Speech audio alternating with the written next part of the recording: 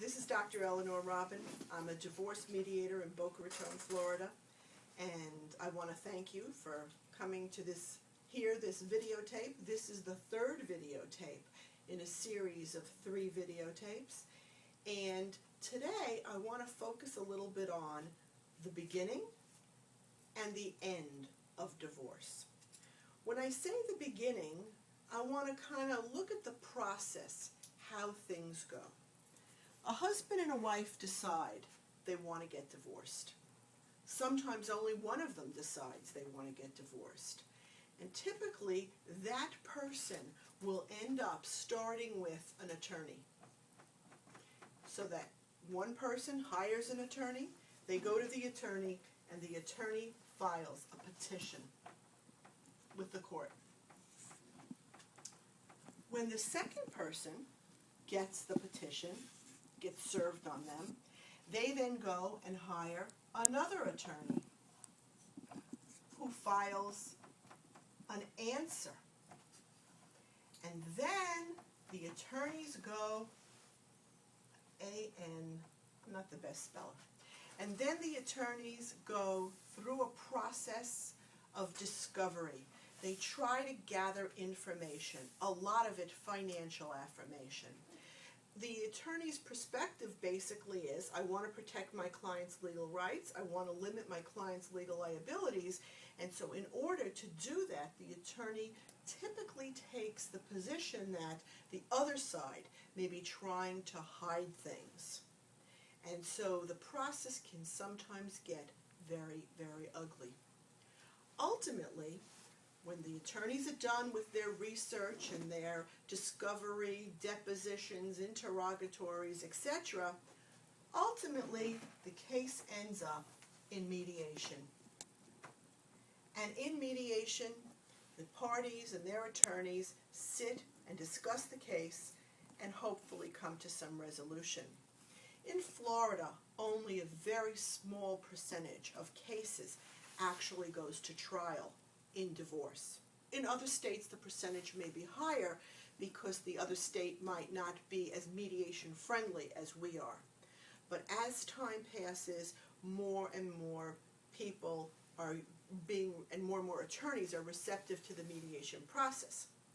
So those cases are resolved in mediation. What we do here at Friendly Divorce is a little different. What we do is what happens, let me erase this over here. Well, I'll leave it so we can kind of compare.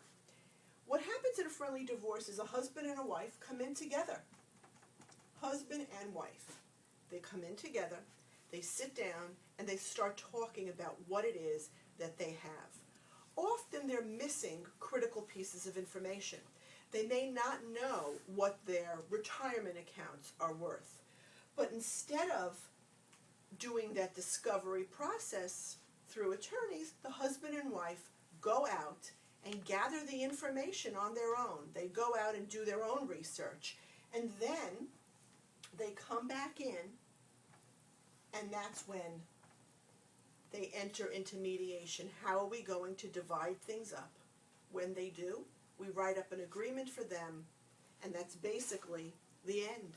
They then go in front of a judge for an uncontested divorce.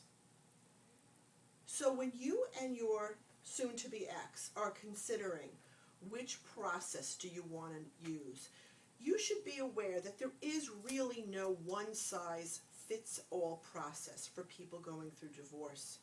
For some people, the attorney process is the right way to go. If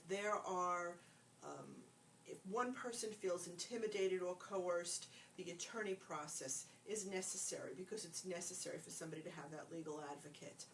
If there's allegations of domestic violence, it's important that there be an attorney there to protect the victim from the batterer.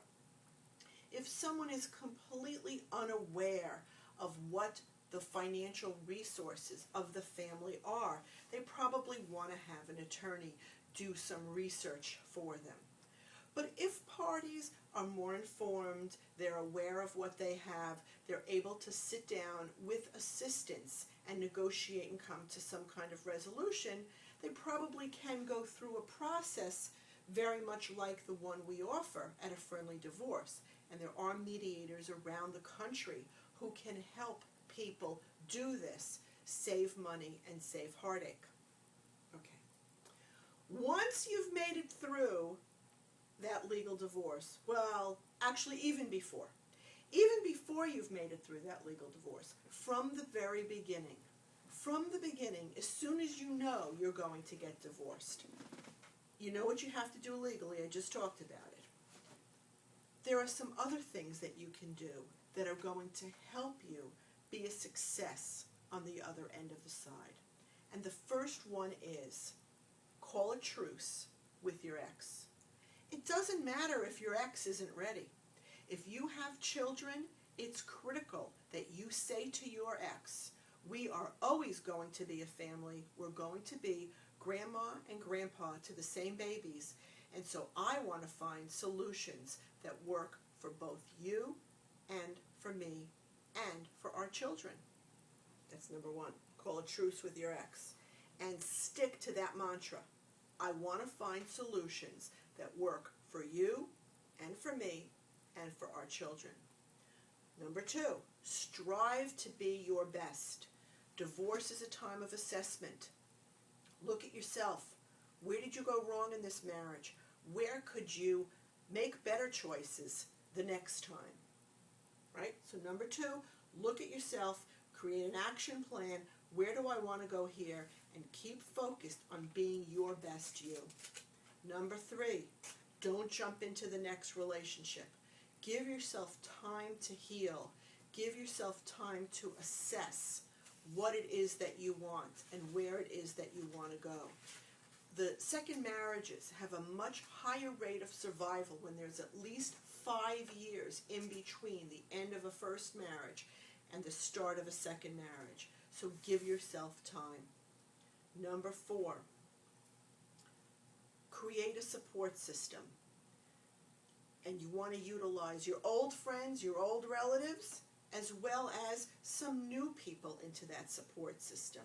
You may want to include a professional in that support system, a therapist or a divorce coach, because now this is the most difficult transition of adult life. So anybody you can include to bolster that support system, make it bigger and stronger. Now's the time when you need that support system more than ever before. The final one, number five, stay positive. Keep yourself positive, keep focused on the positive, keep trying to find the silver lining to the cloud, and know that there is a light at the end of the tunnel. You're going to keep plodding through and get there and create the life that you really want to live. Thank you for being with me.